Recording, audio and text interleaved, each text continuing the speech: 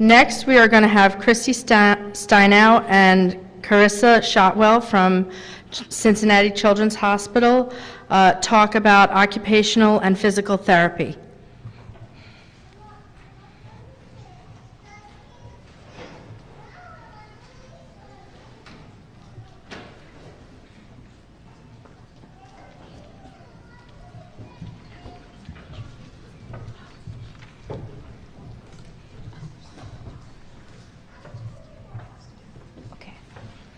You need to help them come.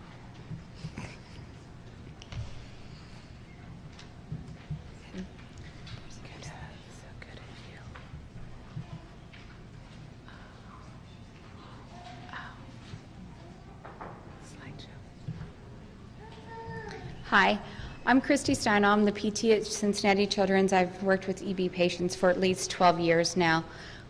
When I first started, I work on the inpatient team, so most of my focus has been more helping with some whirlpools and things like that. And then when we started the clinic, I had a new role there and worked with more developmental type of things also. And this is Carrie Shotwell. She is our OT in clinic, and she works in the outpatient world. But occupational and physical therapy roles are defined up here. Occupational therapy usually works on fine motor activities, which are your small muscle groups, finger activities, and things like that. They work on ADLs, which are dressing and cooking, cleaning. I like to make the kids fold laundry because they don't like it when I tell them to do that. And then splinting activities. They usually splint hands, and I have had questions for PT as far as orthotics for the feet. Physical therapy, we work more on gross motor skills, which are your large muscle groups, riding bikes, more of your physical activities, running, walking, crawling. And we actually do wound care too. How do you change the slide?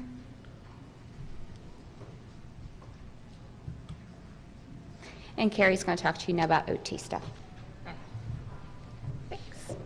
And as Christy said, I am mostly an outpatient therapist. My focus is primarily development and hand therapy. So what can occupational therapy offer for your child? We do evaluations followed by intervention if it's indicated, and then we monitor the changes or the outcomes. So what does an evaluation entail? Well, primarily it's what are the primary concerns for your family and your child? What are their needs? Is the child able to function efficiently within their home and school environment? As we all know, a child can have a disability, a child can have a diagnosis, but they may be functioning just fine and getting along just fine without it. Just because you have a diagnosis doesn't necessarily mean that you are a candidate for therapy. Is your child presenting with a developmental delay or a limit in range of motion or strength that's affecting their participation in functional activities? And I think we find that more in this population as the child gets older, especially as they start to develop hand contractures. They may need to change the way that they do certain activities. Doesn't mean that they have to stop doing those activities, it just might mean that we have to change something about them. So we'll focus on the intervention portion of it. With infants and toddlers, the most important thing is to provide education to the parent and the caregivers on ways to promote normal development. And then with children of all ages and people of all ages, we want to focus on gentle stretching to help maximize the movement, strengthening activities to help increase their endurance and their function. As I touched on earlier, modification of activities or adaptive equipment to continue to encourage independent and successful performance of their activities of daily living, and splinting if it's indicated to help preserve range of motion and function. So with early development, what are the key things that we need to do? Why is belly time so important? I think Christy and I talk about this all the time in our clinic. We find a lot of people are really afraid to put the child on their belly because of fear of skin breakdown. However, if you don't, it can really lead to significant problems. So why is it so important? It helps to build strength. The baby is going to learn to lift their heads, to reach their arms, and to roll over. These skills lead to sitting, crawling, and walking. Children that don't get a lot of belly time are typically much more delayed than their ones that do. Another important thing is that it helps to encourage sensory exploration. This is how they're going to learn about their environment. They need to touch things, they need to feel things, they need to know what's around them. Belly time can also help to prevent or limit the severity of certain conditions, such as torticollis, which is a posturing of the neck that causes limitation of range of motion. This can also lead to plagiocephaly, which is actually a flattening of the skull or the head, and it can result from being in the same position for prolonged periods of time.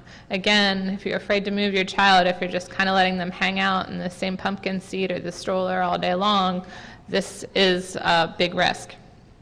Also, sensory processing disorders. This refers to the child's ability to use information from all their senses to function successfully within their environment. And this is just an example of a child with plagiocephaly. It's a small infant, so it was caught fairly early, but you can see where the flattening of the skull is there.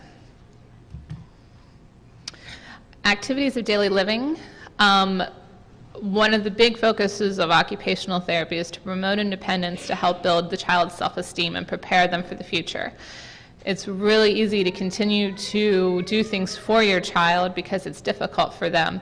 Not to mention, I'm a mom, I know that it's quick and it's easy. You can get them out the door, but the child is going to have to learn these skills, and especially once they get to that school age, when their peers are doing things for themselves and they're not, they begin to feel a little bit more self-conscious and, again, more isolated than they perhaps already are. We also can provide adaptations and modifications for feeding. And just as a side note, along with the conversation that we were having earlier about feeding, occupational and speech therapists in the outpatient world do work with children that have behavioral resistances to feeding. So if you are having a child where you feel like it's primarily behavior and not as much related to their mouth blisters, that can be an avenue that you can explore. Again, we want to maximize independence with self-care skills and maximize independence with school-related tasks such as writing and typing. Blistering on the hands and fingers can sometimes make writing uncomfortable. So what kind of adaptations can we provide so that the child can still participate in the same activities that their peers are participating in school? And then outcome monitoring. So we're going to continue to measure range of motion, measure strength, and participation and engagement in those functional activities. Are you able to do all the things that you want to do? Are you happy right now? Occupational and physical therapy isn't something that you need to have every week for 10 years of your life, but maybe you can have a few short sessions, come back and just kind of check in and make sure everything's okay. As the child changes, you may need to come back and experiment with some more of the adaptive equipment or splinting or modifications. And we also like to monitor patient and parent perception of success. Are you happy with the changes? Are you happy with your ability to function at this time?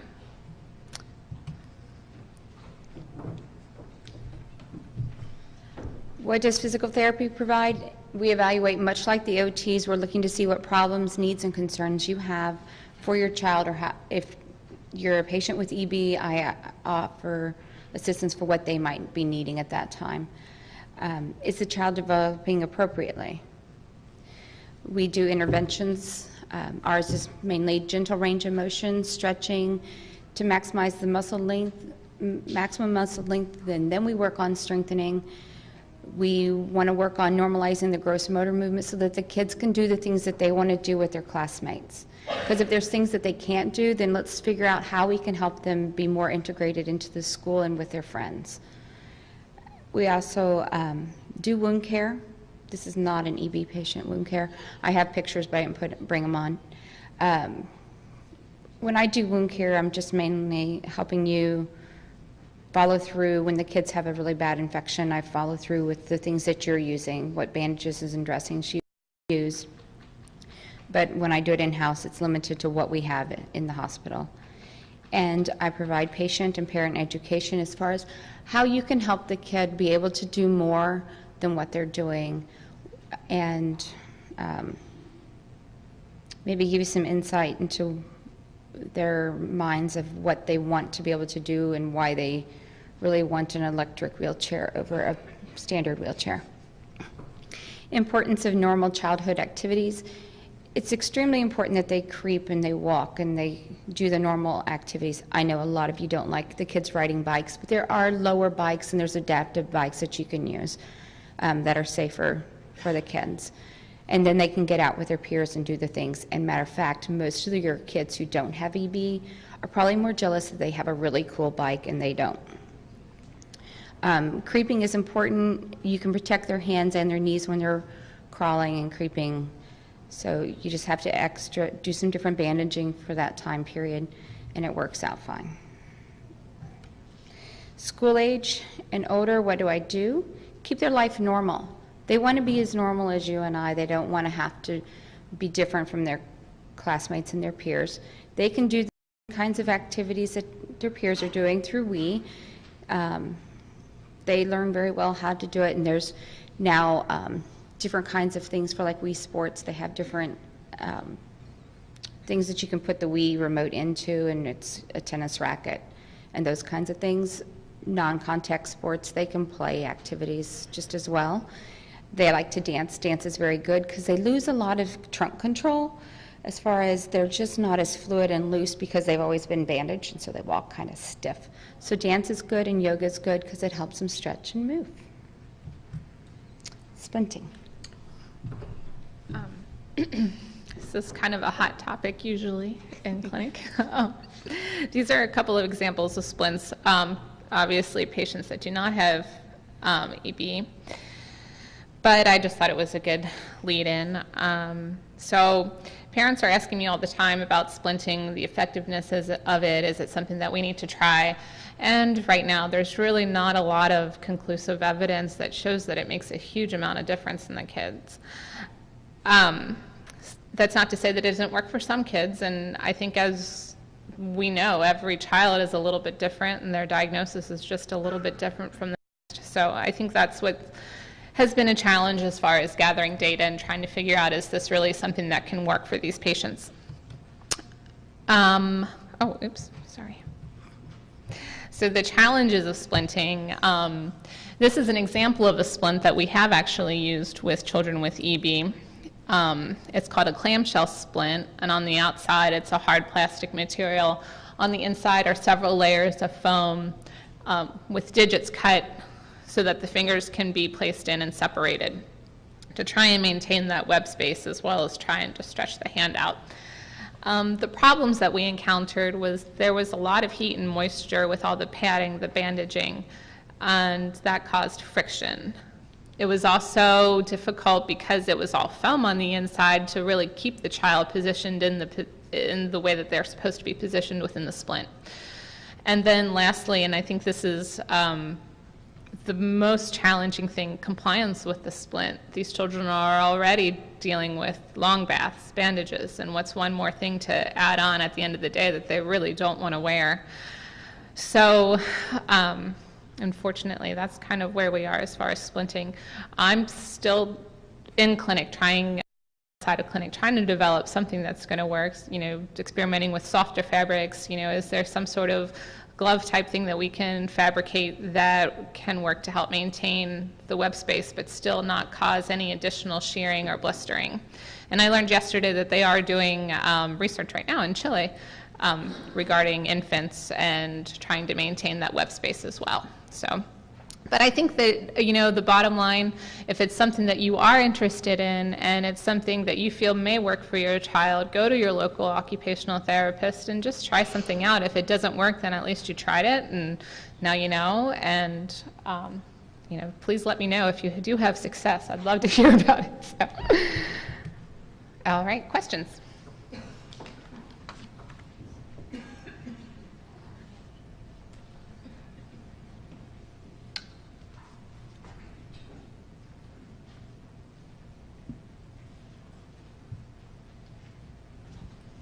Can you tell me what the therapies are that you do for hands, like after a hand release surgery? Because I just feel like if we could prevent the hand release surgery, it's so hard to go to an occupational therapist because everything's goal-based to pay for it, but our kids can meet their goals, but their hands are slowly declining. Does that make sense? And nobody understands that outside of the EB community. Outside of therapists? Well, I think that, as far as hand therapy specifically is concerned, if you are demonstrating range of motion limitations, that usually will qualify you for some visits initially. Like you said, if they're not showing a whole lot of progress, if they're not meeting their goals, then it does become more difficult. But what I often do is follow people on more of a consultative basis, so you can come in for a few visits, we can try splinting, we can try some exercises, this is what I want you to try at home, and then come back maybe in a few weeks and check in every so often, is the splint still working, is it not working, what do we need to do to make this work for you, and kind of follow along like that. And typically I haven't had too much trouble as far as insurance coverage. After hand release, I have not been seeing those patients so far, because currently in Cincinnati, the hand release surgery is performed outside of Cincinnati Children's Hospital. So it's being managed by the therapist at that facility. I can say that I've seen the come into clinic, and they usually are splinted for several months, really. And then after the splint is removed, it's like any other surgery, you're given range of motion exercises, and oftentimes having to continue the splint at night and going from there. Does that help? You would think that preventing mitten deformity would actually be a good study to do, because the child has two hands. And if you could improve the dominant hand versus the non-dominant hand, then there's probably something really to it. Are there studies to show, sounds like it's very anecdotal, but are there studies to show that this has failed and doesn't work? I think someone said there's not a really good study you can pull off the shelf to say this definitely does work. But are there studies of failures, of things that don't work, that would help parents? I think, from what I've read, everything's very inconclusive. Even what I've seen is that even with splinting, there are still cases of mitten deformity that occur. There are so many variables, and I think research has been very difficult, because there are so many variables that go into a patient with EB and that particular child in their life, and it just makes it really hard. So far what we know are case studies, and we go about it that way. I think you're absolutely right. Prevention is the key. It's so much easier to prevent something than it is to correct something. So I always try and educate on the importance of stretching and trying to maximize. Even bandaging in between the fingers and in between the web spaces can sometimes seem to help. The OT at Denver Children's has been trying Bioconcept gloves, which is a glove that they use on burn patients. And I wish you were here, because she could talk more about it. But we use a zipper, so we're not pulling it on over the skin, and it's used prophylactically because I don't know that she's used it post-op, though. I know that is something that we've used here in the past. I don't know of any patients that have tried it since I've been with the clinic, but I do know that is something that many patients have tried, and we do have a vendor in Cincinnati that does fit these patients. But I recently had a meeting with her, and she was saying that she hasn't seen much success with the patients that she's worked with in this area. I know we have one family with Simplex that love it. The mother has it and the son has it, but I can't really speak to the success. Otherwise. Right. I think it's great. It's definitely something I'm willing to try.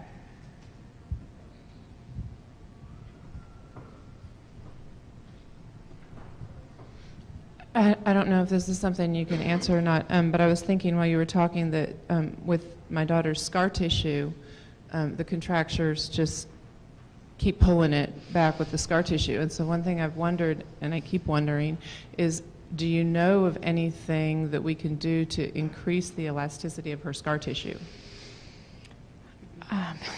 No, Because if we can do that, then That's we don't, exactly- then we can keep that's the the- movement, at least, even with webbing, if she can move her fingers, then, Right.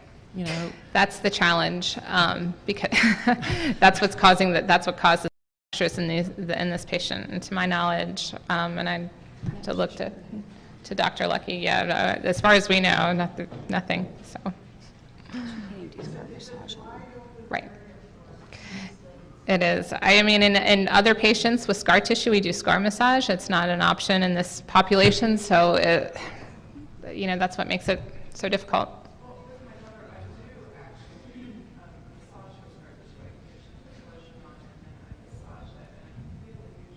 That's great.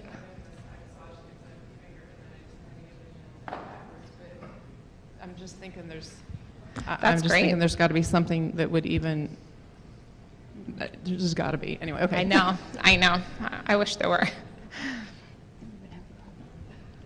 This is actually for PT. I was wondering if you have found anything to put under the straps of AFOs to help pad it a little bit more. My son is in AFOs because we're trying to maintain what he's got left in his heel cords to get him to the orthopedic surgeon. Have you tried using either the Transfer or the Mepilex? Because they should be soft enough. No, I haven't. I've cut pieces of foam, but I'd use either Mepilex. It depends on how thick you want it, because the Mepilex is thicker, but it's a nice soft padding that would distribute the pressure more. okay. Transfer's thinner, so if you need to go thinner, go that, even if you double it over. Okay. Thank you.